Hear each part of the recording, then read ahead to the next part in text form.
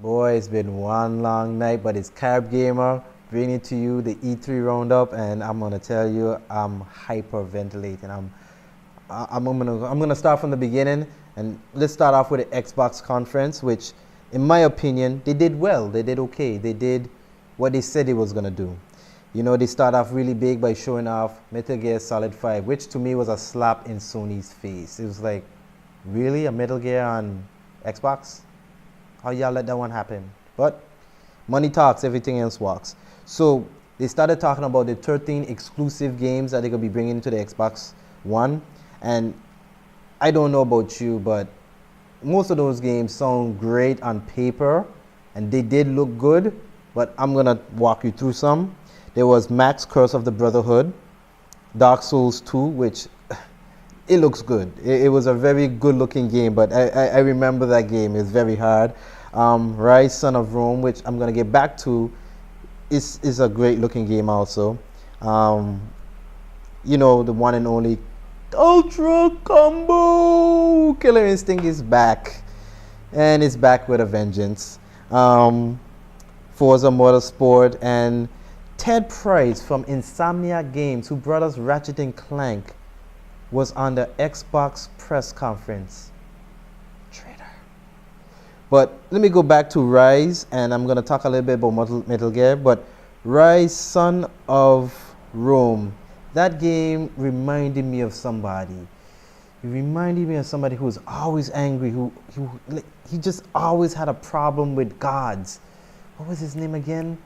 Kratos. That's what that reminded me of. With a cutscene, real time, you know, press X here and press this there, and it was so reminiscent. But the game looks great. And then we had Metal Gear. That game looks but gorgeous, awesome. It looks great. It really defines the level of stealth. They have this thing where time does relapse, and you can literally use the shadows and the time to hide behind different, you know, areas, and you could use different modes of transportation. You can jump on a horse, you could jump in a truck, you could jump in a car. I mean, it's very diverse, and the graphics just look really good. And then the whole thing about Xbox Live now is that they're offering us 2 free games for gold membership members. So it's encouraging us to get the gold membership so that we can get these 2 free games. Now that sounds like something else I heard about again. Isn't that like the PlayStation Plus doing that? But I'm trying not to sound biased. But you know, it all seems to me that they're trying to gain back our trust. Like, hey, even though we have DRM and you cannot give away our games that you paid for, you can get 2 free games that you really don't own. We're just letting you have it for the time being. And the 2 games that they talked about was Halo 3 and I don't really remember the other game, but you know, some game that they're giving you. They showed us some exclusive games like Minecraft that's gonna be on the Xbox One. Yes, I know Minecraft. Don't ask me. Don't ask me. Forza, as usual, looks beautiful. I'm sure people who play racing games will love that game. It's Forza.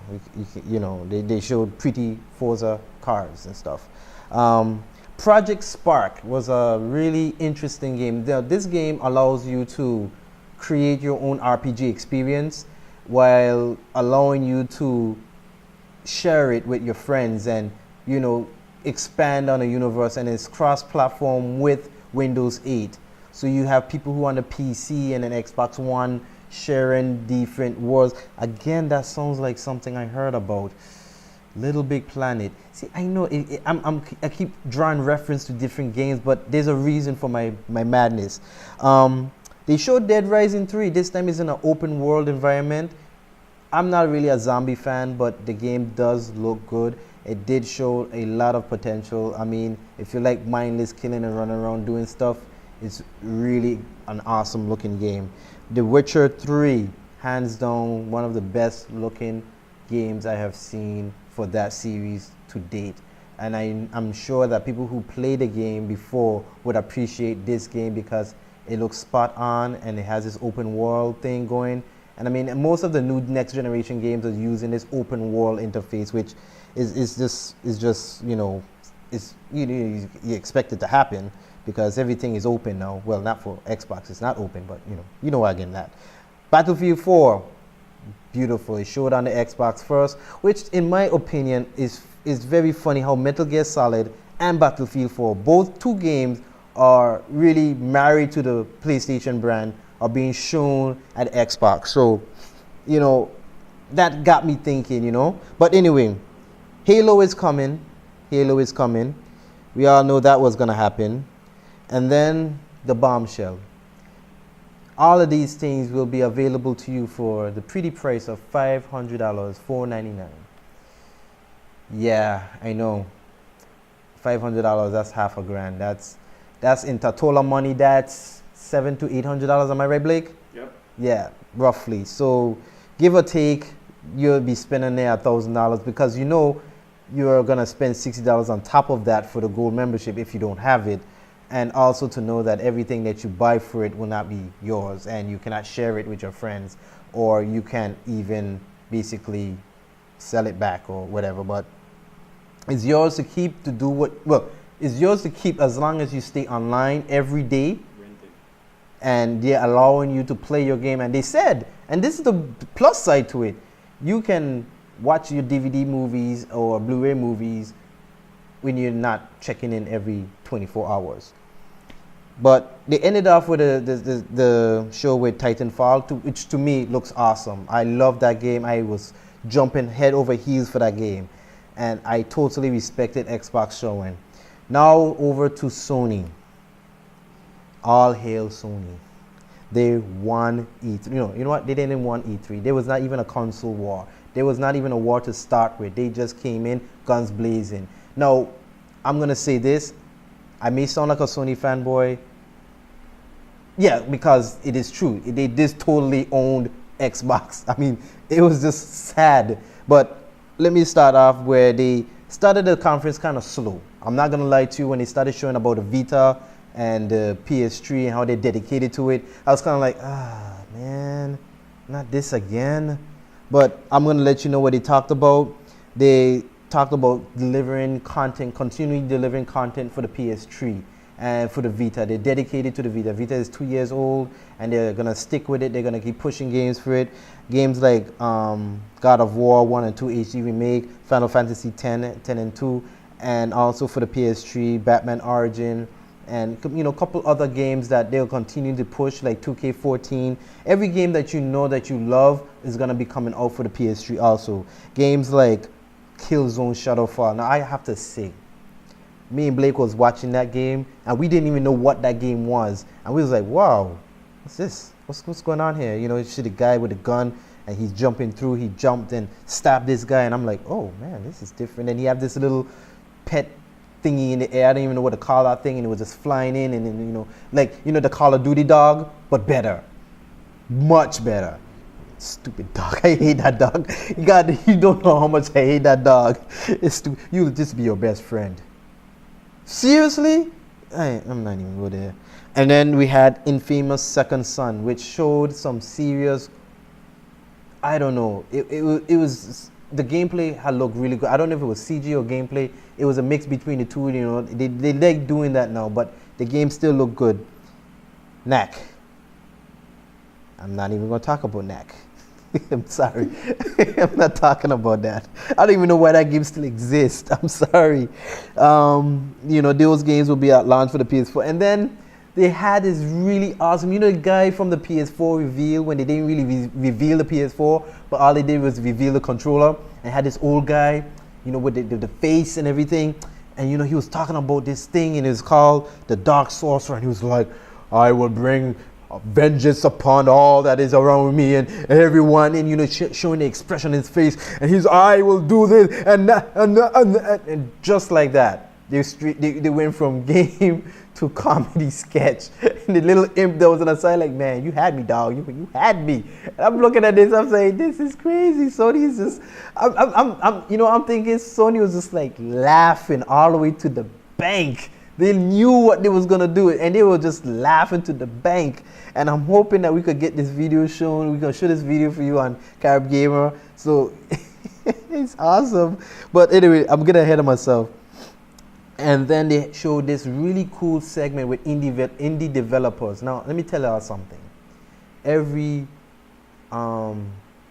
big gamer or every big developer started off somewhere, and they showed love to the indie developers, where they showed about 5 or 6 or 7 indie developer games that will be on the PS4, and they're showing to the developer that they're dedicated to them, that they want to help them build a game.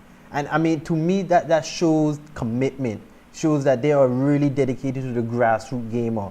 Not like the Xbox, where they're telling you, if you're a big dev company, we'll work with you. But if you're a small-time dev guy who ain't got that kind of push, but they did say they have something for them, but I saw a better commitment on the PS4 side. And then Square Enix. God, Square Enix. Look, for many E3s, it's almost like a Final Fantasy story. You keep showing us Final Fantasy Versus or Final Fantasy 13 or Final Fantasy, I don't even remember which number we're at right now. God, for the sake of everything that is good and clean, please bring us the game. Launch the game sometime before my son get married and have kids. I am tired of seeing your trailers. I'm tired of your excuse about this game that is supposedly supposed to be epic. The game, it looks good. From what you showed us, looks good. But seriously, the man, look, it don't make sense for me to keep seeing this thing every year. I'm going to say the same thing for Watch Dogs. Why must I, for 2 years, keep seeing the same thing every and every? Look, Watch Dogs, you look awesome, but you need to release. You need to release. Look, don't be like Gran Turismo. Don't be like Gran Turismo. And yes, they did show Gran Turismo 6. And yes, it's going to be the same thing from Gran Turismo 5. Pretty cars, long 100 laps, get your license, you don't know the routine. It's Gran Turismo 6. Ain't nothing new over there. I'm hating on Gran Turismo 6. Ain't nothing new over there. I saw Need for Speed Rivals, that looks much nicer. I saw another racing game that looks 100 times nicer than Gran Turismo 6. Yes, I said it. I'm liking the games where you jump in and have fun. Not that whole, I'm going to tweak my engine and I'm going to tweak my suspension and I'm going to make my car look a little more shiny by washing it. Make it all sparkly.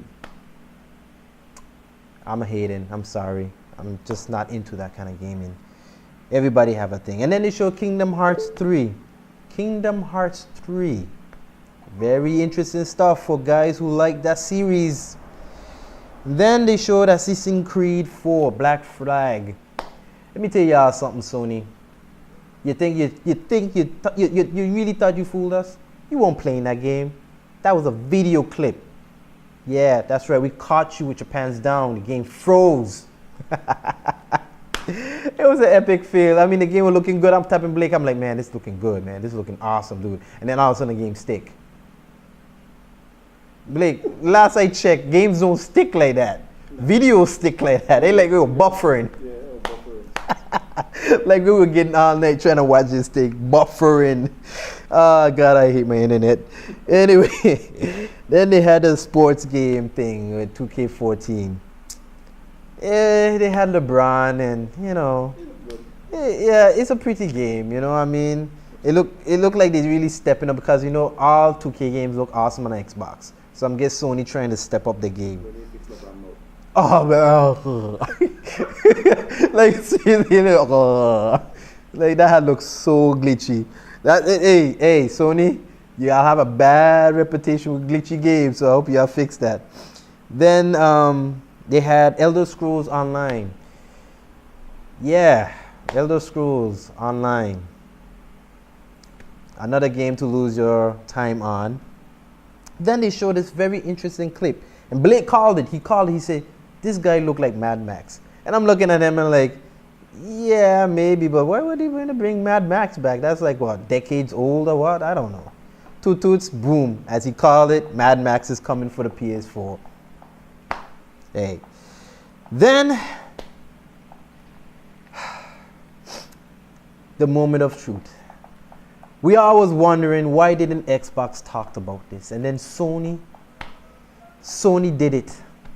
Sony looked us dead in the eye and said that they are dedicated to the gamer and that you can have used games.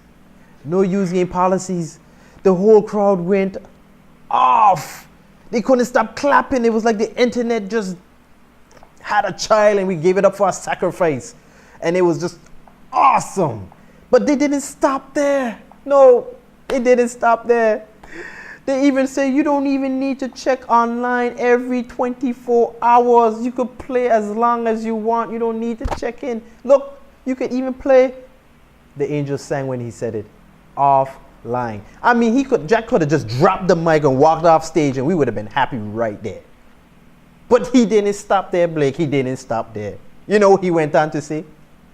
The console only costs $399, $400. And if you add that into a total money, that is still $500.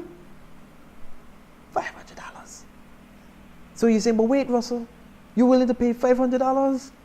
Yes, because I know by the time you reach here, it's only $500, not $700 or $600 for the Xbox One, if you please. So to all my Totola people them, to all my BVI people them, to all the Caribbean people them, yes, the console costs $400.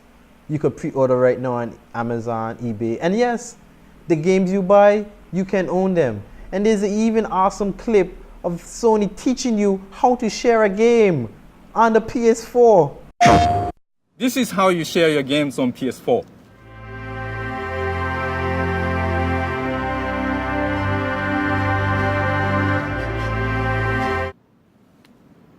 Thanks. PlayStation. Telling you, that's what I'm talking about. Just give me the game. It's my game. I'm sharing it with my friend. I don't need to make sure my friend is my friend on my list for 30 days because Xbox telling me who my friend name is. You know I saying, Blake. You know I saying. You my friend for donkey years. Because I don't have you on my Xbox Live friend list, that don't mean you ain't my friend. But that's just Xbox telling you what to do. But PS4 ain't doing that. God bless you, PS4. God bless you. Then they didn't even stop there. If you have a PSN account, like a PSN Live account, no, sorry, not PSN Live, PSN Plus, you will be able to transfer that over to the PS4. Oh my God. So all the games you have on your PSN Plus will be transferred on the PS4. Epic, epic stuff, man. I'm telling you, this is just epic. And then they didn't stop there. They did not stop there. You thought that everything they said was just awesome, but they did not stop there.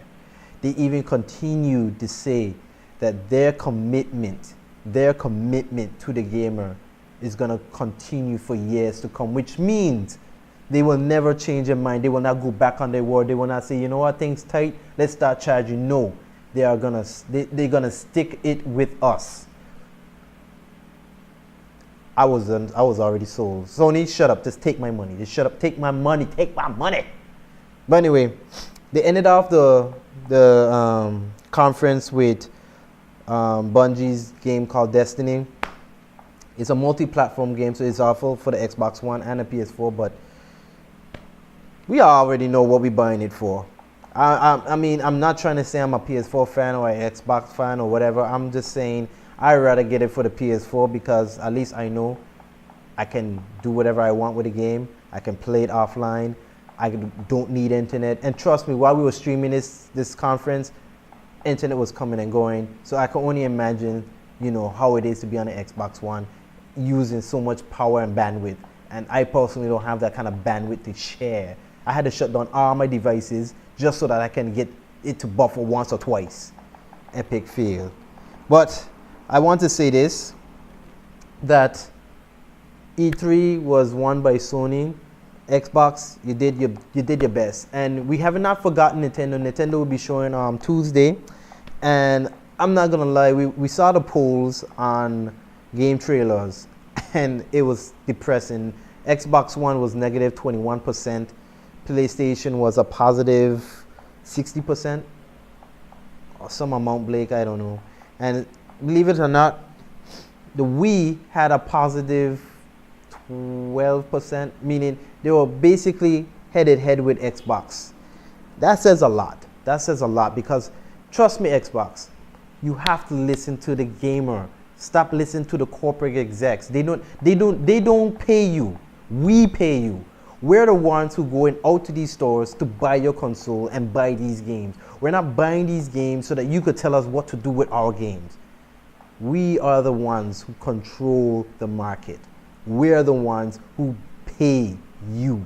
Remember that. And Sony listened. I remember when they did the Twitter campaign with no DRM, PS4 used games. I could tell that even though they probably was doing something in the works and they kept their mouth shut, they really did listen to us. I don't know if it was already in the plans, but they did listen to us, and I'm glad that they listened to the gamer. And with that price point, it's over. Forget about it. If you had any idea of what console to buy, the PS4 is the way to go. I mean, it's cheaper. You get the same amount of graphics and power, and you can play offline. I mean, come on. You don't want nothing better than that. So this is CaribGamer, Ruscle Jones with Rep VI, and we're just gonna tell you straight up, it was an awesome E3 event. This was the most epic E3 I have ever seen in many years. I mean, this was like they went head to head. I mean, come on, Sony is calling out Microsoft. This have never been seen or done in a long time. I could see why Nintendo dropped out, because they don't know. Headshot. Sony were coming for the blood. They were like, yo, teabag in time. That man totally went off on these men. And I ain't gonna lie, it was like, whoa, what is Microsoft gonna do? And you know what's so funny? Microsoft don't even have the people in the talk after they're done with their conference. All the members have. The man say, look, we ain't answering no questions, we ain't saying nothing. Take it or leave it, boom, gone. So tomorrow you can see on Game Trailers, Drac will be talking to Keely guy, whatever his name is, and you know, I'm just saying, if you're an Xbox, and I'm sorry, I'm not trying to make you feel bad, but it's just, come on, man. How can you want or like DRM and not being able to use your own games and having to be online all the time? Come on, there has to be something within you that does not like that. I mean, it don't make sense. It does not make sense. It don't make sense you fight, you know, to defend this. Look, I own a PS3 and an Xbox 360. Why? Because there's two games. I mean, I love games. Xbox has some games that I love, especially like Gears of War. I love that game. And there's some games on the PS4 that is not on the Xbox.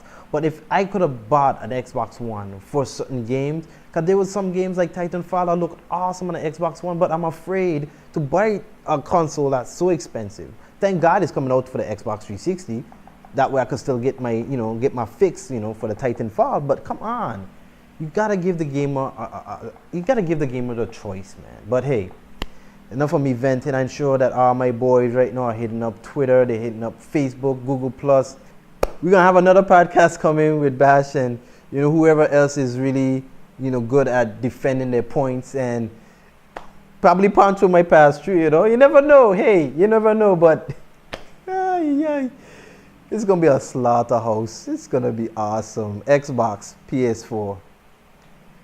It's gonna happen, and it's gonna happen soon. So keep it locked to CaribGamer on Facebook, RepVI, CaribGamer.com. We're gonna keep it locked on Twitter. Just keep it locked. We're gonna bring it to you, Caribbean style, no holds bar, Xbox One versus PS4. I gonna defend PS4. I don't know for anybody else. I ain't gonna defend it. So see y'all later, my son.